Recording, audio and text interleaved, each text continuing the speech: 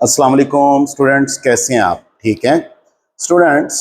आज से हम सेकेंड ईयर की फ़िज़िक्स का आगाज़ करने जा रहे हैं, जो कि न्यू सिलेबस है। और आज हम फर्स्ट चैप्टर, जिसका टाइटल है थर्मल फिज़िक्स, जो कि सेकेंड ईयर की फ़िज़िक्स का फर्स्ट चैप्टर है। लेकिन ओवरऑल चूँकि हमने 12 चैप्टर फर्स्ट ईयर में स्टडी किए हैं, तो इसको हम चैप्टर नंबर 13 पढ़ेंगे। तो आज हम थर्मल फिज़िक्स क्या है, इसका ज़रा इंट्रोडक्शन देखेंगे कि how we define thermal physics. और इस थर्मल फिजिक्स का, जो कि हमने फर्स्ट ईयर की फिजिक्स में पढ़ा, थर्मोडायनामिक्स, क्या इसके साथ इसका कोई रिलेशन है? तो आज हम इसके बारे में स्टडी करेंगे। तो स्टूडेंट जरा देखिए, how we define thermal physics. तो थर्मल फिजिक्स की डेफिनेशन मैंने ऑलरेडी लिख दी है। जरा इसको देख लीजिएगा डेफिनेशन को, और मैं इसको फिर अच्छे तरीके से एक्सप्लेन करूंगा। तो व्हाट इज थर्मल फिजिक्स? आप देख रहे हैं कि थर्मल फिजिक्स जो है, it is an important area of study in which we study in which we deals with the relationship of number 1 heat, number 2 work, number 3 temperature, and number 4 other form of energies। तो कहता है कि thermal physics physics की वो branch है जिसमें हम study करते हैं कि हीट, वर्क, टेम्परेचर और जो एनर्जी की दूसरी फॉर्म्स है, इनका आपस में क्या रिलेशन। तो फिजिक्स की जिस ब्रांच में इनके दरमियान रिलेशन को स्टडी किया जाए, उस ब्रांच को हम कहते हैं थर्मल फिजिक्स। अब थोड़ी देर के लिए जरा थर्मोडायनामिक्स को रिकॉल कीजिए। आपको याद होगा कि थर्मोडायनामिक्स में भी हमने तकरीबन इसी तरह की डेफिनेशन पढ़ी थी। तो फिर थर्मोडायनामिक्स में और थर्मल फिजिक्स में फर्क क्या है, आज इस फर्क को भी समझने की कोशिश करेंगे। उसकी तरफ जाने से पहले एक बात जो मैं हाईलाइट करवाना चाह रहा हूं, जरा इसको जहन में रखिएगा कि हमने यहां पर 4 टर्म्स को अंडरलाइन किया है: heat, work, temperature and energy. Students, आपको बड़े अच्छे तरीके से पता है कि heat is a form of energy. Heat का यूनिट भी जूल है, एनर्जी का यूनिट भी जूल है। फिर आपको यह भी पता है कि work is also a form of energy. तो हीट और वर्क का एनर्जी के साथ कनेक्शन है। लेकिन ये जो टर्म टेम्परेचर है, दिस इज नॉट एनर्जी। पहली जो 2 टर्म्स हैं, ये एनर्जी ही की फॉर्म है। टेम्परेचर इज नॉट एनर्जी, लेकिन उसको भी उसने बीच में ऐड किया। तो अगर ये दोनों एनर्जीज हैं और इनको इधर भी हमने एनर्जी को पढ़ना है, ये टेम्परेचर दरमियान में आ गया, जो कि अपेरेंटली एनर्जी नहीं है। तो इसका मतलब ये हुआ, फिर ये चीज आपके ज़हन में एक क्वेश्चन के तौर पर रहनी चाहिए कि क्या फिर इस टेम्परेचर का कोई एनर्जी के साथ रिलेशन है, जो कि वो टेम्परेचर को एनर्जी के साथ ऐड कर रहा है, लिख रहा है उस लिस्ट में। तो क्या टेम्परेचर का कोई एनर्जी के साथ रिलेशन है? जरा ये क्वेश्चन अपने जहन में रखिएगा।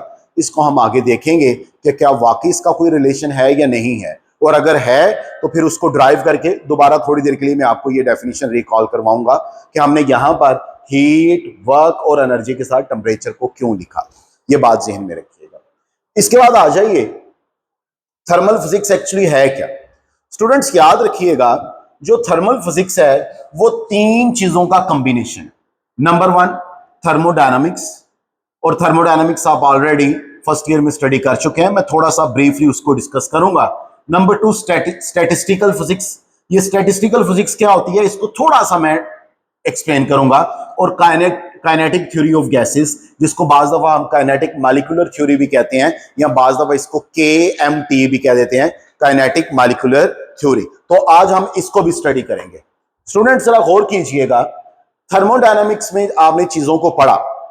आपने अगर याद हो, थर्मोडायनामिक्स में ये लॉज पढ़े, PV is equal to constant, जिसको गालबन, if I am not wrong, हम बॉयल्स लॉ भी कहते हैं। हमने इसमें क्या पढ़ा कि अगर आपके पास फर्ज कीजिए कोई एक सिस्टम है, अगर आप इस सिस्टम में प्रेशर बढ़ाएंगे तो इसका वॉल्यूम डिक्रीज करेगा। जारी बात है, पिस्टन डाउनवर्ड मूव करेगा तो वॉल्यूम डिक्रीज करेगा, और अगर आप प्रेशर को कम करोगे तो वॉल्यूम इंक्रीज करेगा। हमने ये पढ़ा ऑलरेडी। फिर हमने ये भी पढ़ा कि अगर मैं नीचे से टेम्परेचर बढ़ाऊंगा तो पिस्टन मूव करके ऊपर जाएगा, वॉल्यूम इंक्रीज करेगा। अगर मैं टेम्परेचर कम करूंगा तो वॉल्यूम डिक्रीज करेगा। फिर हमने new first law of thermodynamics भी पढ़ा कि अगर किसी भी सिस्टम को हम हीट देते हैं तो वो सिस्टम इस हीट को यूज करता है वर्क करने में, और अपनी इंटरनल एनर्जी भी इंक्रीज करता है। ये सारी बातें हम पढ़ चुके हैं। लेकिन गौर कीजिए जरा आज कि हमने ये जितनी चीजें पढ़ी हमने ये मैक्रोस्कोपिक लेवल पर पढ़ी। Macroscopic is a keyword, macroscopic. इसका क्या मतलब है? इसका मतलब ये है कि लेट से जब हम लोगों ने चार्ल्स लॉ पढ़ा तो हमने सिर्फ ये पढ़ा कि भाई प्रेशर बढ़ा दो, बाहर से वॉल्यूम कम हो जाएगा, प्रेशर कम करोगे वॉल्यूम ज्यादा हो जाएगा, एंड वाइस वर्सा। लेकिन हमने ये नहीं पढ़ा था कि जब मैं सिस्टम पर प्रेशर बढ़ा रहा हूं तो सिस्टम के अंदर ये जो छोटे छोटे पार्टिकल्स मुझे नजर आ रहे हैं, large number of particles, external pressure बढ़ाने से अंदर माइक्रोस्कोपिक लेवल पे पार्टिकल्स पर क्या असर होगा या पार्टिकल्स का बिहेवियर क्या होगा। अगर मैं टेम्परेचर बढ़ा रहा हूं, टेम्परेचर बढ़ाने से वॉल्यूम बढ़ रहा है, मुझे ये पता चल गया जी मैंने इसको टेम्परेचर दिया वो एक्सपैंड हो रहा है, ये बात तो मुझे नजर आ रही है, but this is macroscopic behaviour. Microscopically अंदर पार्टिकल्स ने ऐसा क्या हुआ पार्टिकल्स के साथ कि जिसकी वजह से वो उनका जो है वो वॉल्यूम बढ़ना शुरू हो गया, या प्रेशर बढ़ाने से ऐसा पार्टिकल्स के साथ क्या हुआ जिसकी वजह से उसका वॉल्यूम कम होना शुरू हो गया।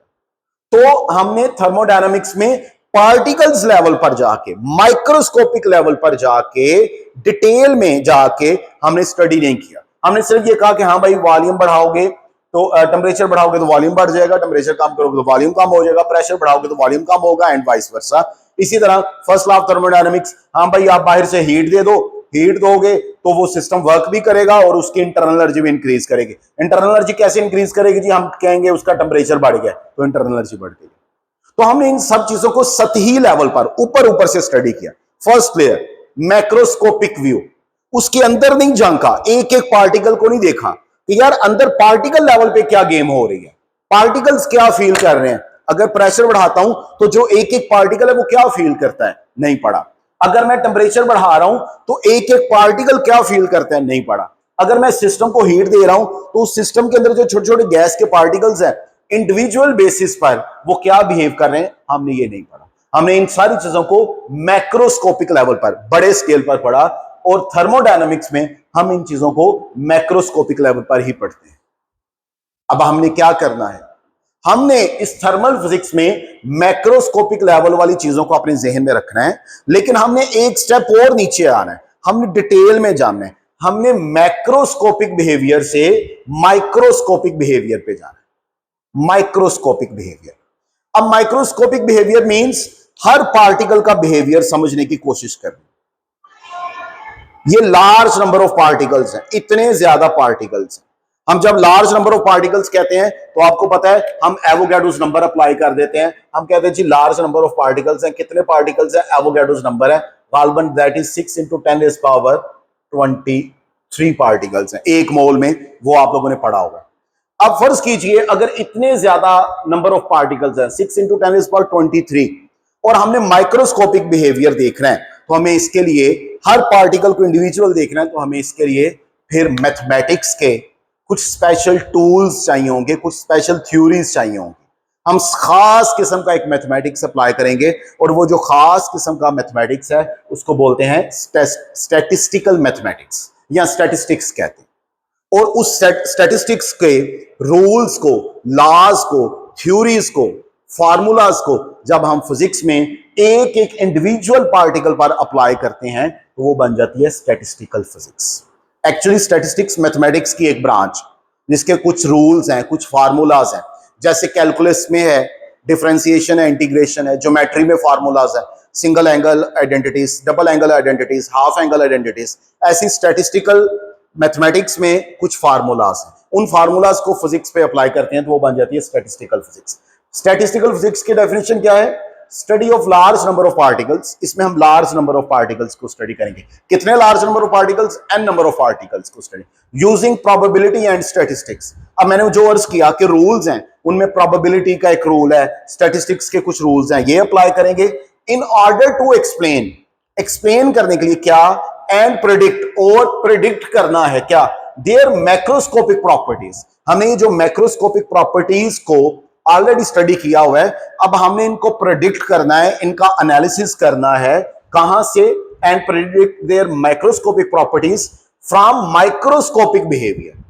हमने पहले सिर्फ ऊपर वाली सतह देखी, अब हमने क्या करना है, हमने छोटे छोटे इन पार्टिकल्स लेवल पर स्टडी करना है इन पार्टिकल्स लेवल पर स्टडी करके हमें यह देखना है कि इंडिविजुअली हर पार्टिकल किस तरीके से प्रेशर के हवाले से अपना रोल प्ले करता है, वॉल्यूम के हवाले से अपना रोल प्ले करता है, टेम्परेचर के हवाले से अपना रोल प्ले करता है, हीट के हवाले से अपना रोल प्ले करता है। मतलब कहने का है कि हमें यह देखना है कि हीट का इन तमाम इंडिविजुअल पार्टिकल्स के साथ क्या ताल्लुक है, या इन तमाम इंडिविजुअल पार्टिकल्स का हीट के साथ क्या ताल्लुक है, इन तमाम इंडिविजुअल पार्टिकल्स का वॉल्यूम के साथ क्या ताल्लुक है, इन तमाम इंडिविजुअल पार्टिकल्स का प्रेशर के साथ क्या ताल्लुक है, इन तमाम इंडिविजुअल पार्टिकल्स का टेम्परेचर के साथ क्या ताल्लुक है।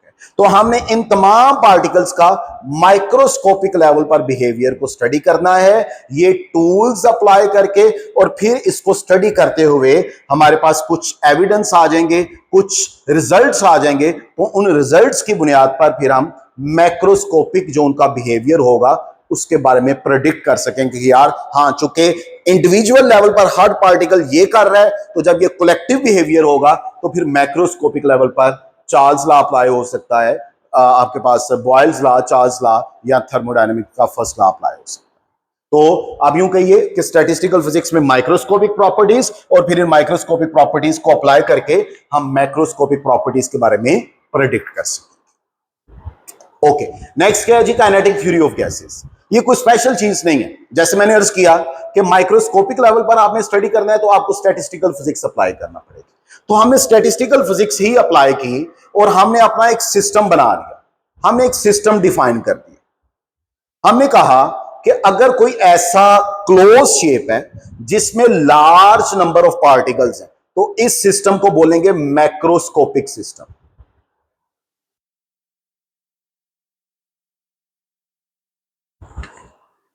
और अगर मैं किसी एक इंडिविजुअल पार्टिकल को देखूं ऐसे, तो हर इंडिविजुअल पार्टिकल जो होगा, हर इंडिविजुअल पार्टिकल ये माइक्रोस्कोपिक सिस्टम होगा।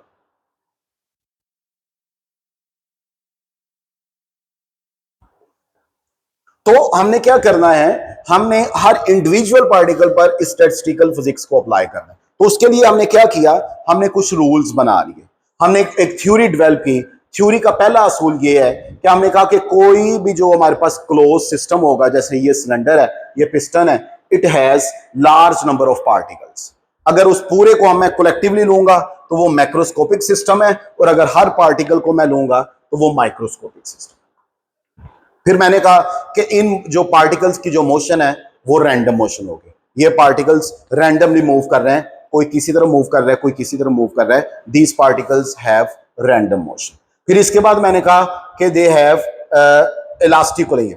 अब चूंकि ये मॉलिक्यूल्स की मोशन रैंडम मोशन है, आप एग्जांपल के तौर पर लीजिए, अगर कहीं पर बेहंगम ट्रैफिक है, गाड़ियां रैंडमली इधर उधर मूव कर रही हैं, तो उनकी जाहिर बात है कोलिजन के चांसेस भी हैं। तो हम ये कहेंगे चूंकि पार्टिकल्स की मोशन रैंडम मोशन है, तो ये पार्टिकल्स चाहे एक दूसरे के साथ कोलाइड करें या वॉल्स के साथ कोलाइड करें, इनकी कोलिजन जो होगी वो इलास्टिक कोलिजन होगी, मींस काइनेटिक एनर्जी कंजर्व रहेगी।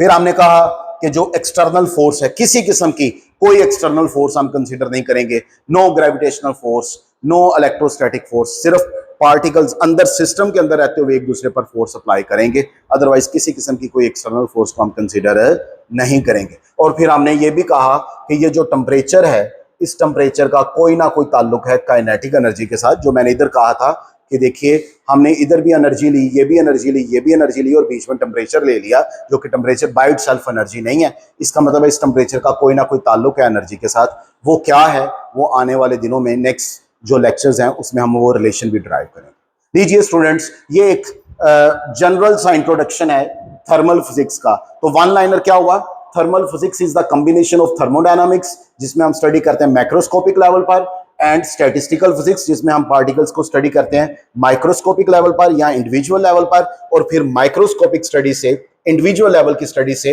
हम रिजल्ट्स निकालते हैं और उसको अप्लाई करते हैं मैक्रोस्कोपिक लेवल पर। और जब ये हम अप्लाई करते हैं ये रिजल्ट्स निकालने के लिए, तो इसको अप्लाई करते हुए हम एक मॉडल बना लेते हैं जिसको हमने काइनेटिक थ्योरी ऑफ गैस कहा है। उस मॉडल को ज़हन में रखते हुए फर्दर हम कैलकुलेशंस करते हैं, और फिर हम प्रेशर का बिहेवियर देखेंगे, टेम्परेचर का बिहेवियर देखेंगे और वॉल्यूम का बिहेवियर देखेंगे। होप सो आज का लेक्चर आपको समझ आया होगा। अगर किसी बच्चे का कोई क्यूरी हो, कोई क्वेश्चन हो तो कमेंट्स में कीजिएगा, इंशाल्लाह आई विल रिप्लाई। तब नेक्स्ट लेक्चर के लिए अल्लाह हाफिज, थैंक यू सो मच।